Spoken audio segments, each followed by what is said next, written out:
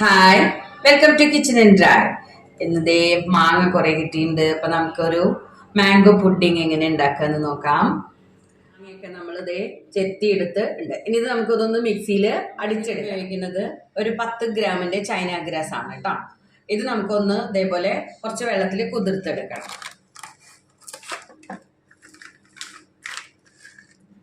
ഇത് നമുക്കൊന്ന് കൈ കൊണ്ട് ഇങ്ങനെ മുറുക്കിയിടാം.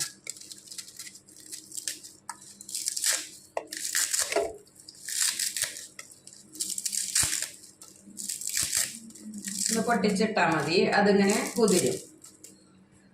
ഒരു കപ്പ് ലേശം കുറച്ച് വെള്ളം, അതൊന്ന് മുങ്ങണ വരെയുള്ള വെള്ളം ഒഴിച്ചിട്ട് കുതിർത്താൻ വയ്ക്കാം. ഒരു 1/2 കപ്പ് വെള്ളം നമ്മളിതൊന്ന് മിക്സിയുടെ ജാറിലേക്ക് ഇട്ട് കൊടുക്കുന്നുണ്ട്.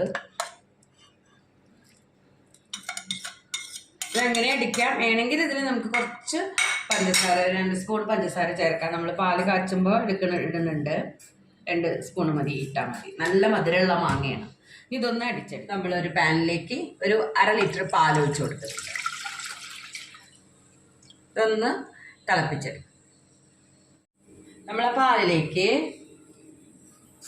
ഒരു നല്ല മധുരം വേണ്ടേ പുഡിങ്ങിന്, ഒരു 4 സ്പൂണ് പഞ്ചസാര ഇട്ട് കൊടുക്കുന്നുണ്ട്.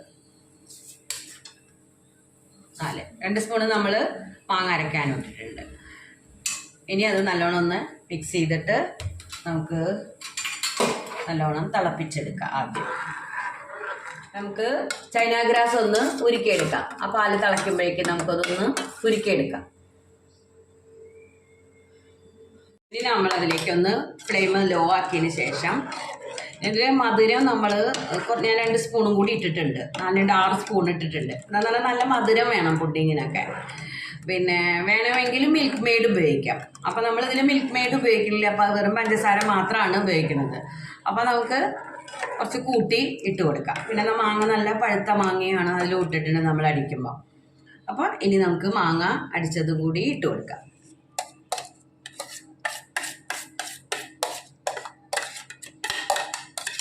ഞാൻ 2 വലിയ മാങ്ങയാണ് ഇതിലേക്ക് എടുത്തേക്കുന്നത്. ഒരു 1/2 ലിറ്റർ പാല്.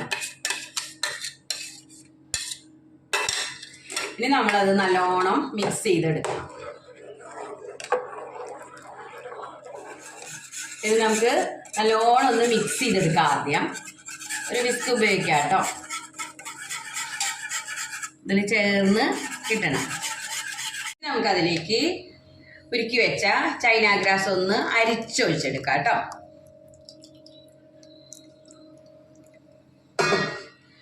ഇനി കൈയെടുക്കാതെ നല്ലോണം മിക്സ് ചെയ്തെടുക്കാം.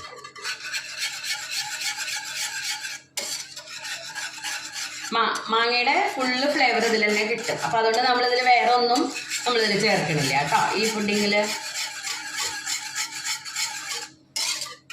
പാകമായിട്ട് നല്ലോണം നമുക്ക് പാകമായിട്ട് കിട്ടിയിട്ടുണ്ട്. ഇനി നമുക്ക് ഫ്ലെയിം ഓഫ് ആക്കാം.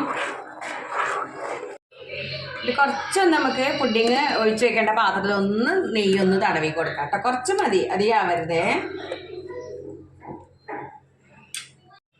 നമുക്ക് ഇതിലേക്ക് ഒഴിച്ചു കൊടുക്കാം.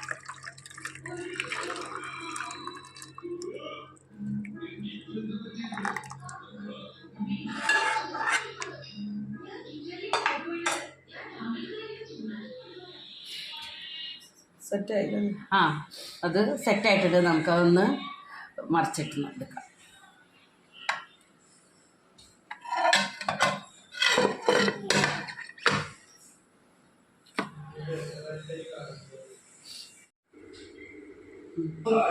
അപ്പോൾ നമ്മുടെ ടേസ്റ്റിയായ മാംഗോ പുഡിങ് റെഡി ആയിട്ടുണ്ട്.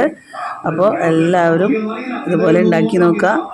ഇഷ്ടമായാൽ ലൈക്ക് ചെയ്യാനും ഷെയർ ചെയ്യാനും കമൻറ്റ് ചെയ്യാനും സബ്സ്ക്രൈബ് ചെയ്യാനും മറക്കരുത് കേട്ടോ.